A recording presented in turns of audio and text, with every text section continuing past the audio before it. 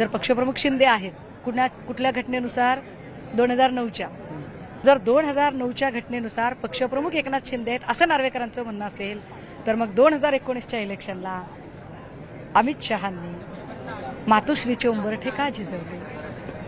मग अमित शहा टेंभी नाक्याला का गेले नाही बरं बोलायला? त्यांनी श्रीकांत शिंदेंना बोलायला पाहिजे होतं. जे 2-4 बोलघेवडे तयार केलेत गद्दार गँगमध्ये, 70-72 मजल्यावर काही घरं बिरं घेऊन देऊन, पैसे देऊन, त्या बोलघेवड्यांकडे का गेले नाही जागा वाटपाची मागणी करायला? अनेक गोष्टी आहेत ना. बात निकलेगी तो दूर तलक जाएगी. मी समजूच शकते नार्वेकरांचं, किंवा ज्याची खावी पोळी त्याची वाजवावी टाळी. भाजपची पोळी खाल्ली तर भाजपची टाळी वाजवावी.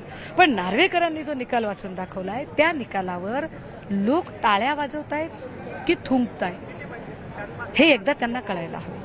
नो डाऊट आम्ही सुप्रीम कोर्टात लढतोय, पण सुप्रीम कोर्टातली जी प्रोसेस आहे ती वेळ लागणारी प्रोसेस आहे आणि फेब्रुवारीच्या शेवटच्या आठवड्यात किंवा मार्चच्या पहिल्या आठवड्यामध्ये कदाचित आचारसंहिता लागू शकते.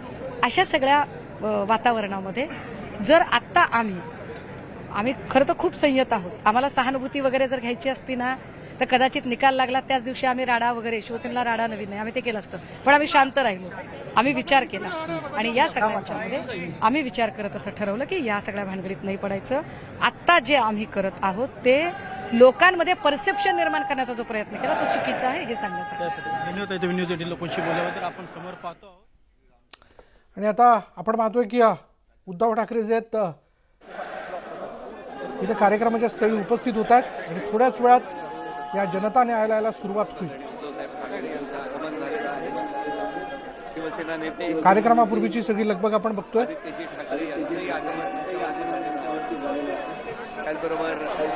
जनता न्यायालय, सत्य ऐका आणि विचार करा, अशी टॅगलाईन या जनता न्यायालयाच्या खाली लिहिल्याचं आपण पाहतोय.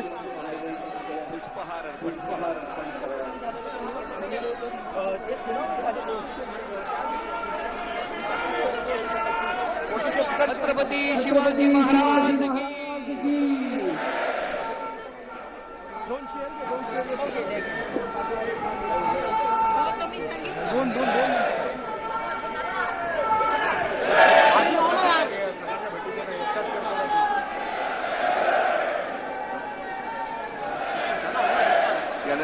यानंतर भारतीय घटनेचे शिल्पकार परमपूज्य डॉक्टर बाबासाहेब आंबेडकर यांच्या प्रतिमेस पुष्पहार अर्पण करण्यात येत आहे.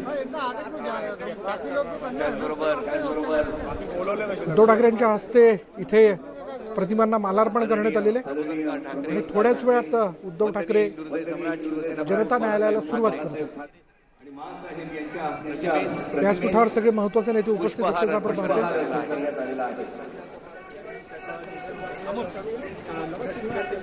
विधानसभा अध्यक्ष राहुल नार्वेकर यांच्या निकालाची म्हणजे आमदार अपात्रता संदर्भात त्यांनी जो निकाल देऊ केला त्या निकालाची चिरफाड करणार असल्याचं यापूर्वी पत्रकार परिषद घेऊन संजय राऊतांनी म्हटलं होतं.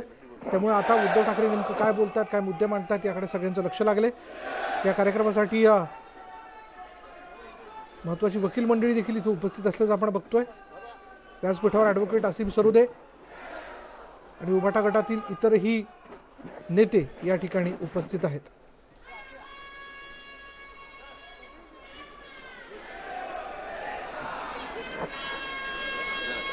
या पत्रकार परिषदेनंतर न्यायालयामध्ये घोषणा चालत नाहीत. विधानसभा अध्यक्ष राहुल नार्वेकर हे देखील पत्रकार परिषद घेऊन उद्धव ठाकरेंच्या आरोपांना उत्तर देणार आहेत. शिवसेना पक्षप्रमुख माननीय उद्धवजी ठाकरे, शिवसेनेचे सर्व मान्यवर नेते, ॲडव्होकेट रोहित शर्माजी, ॲडव्होकेट असीम सरोदेजी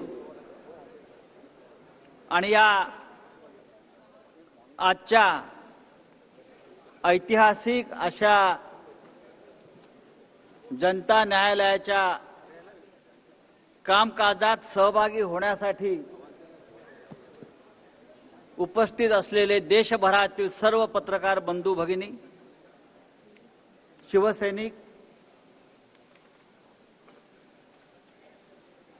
शिवसेनेचे पदाधिकारी, थोडा उशीर झालेला आहे कामकाजाला.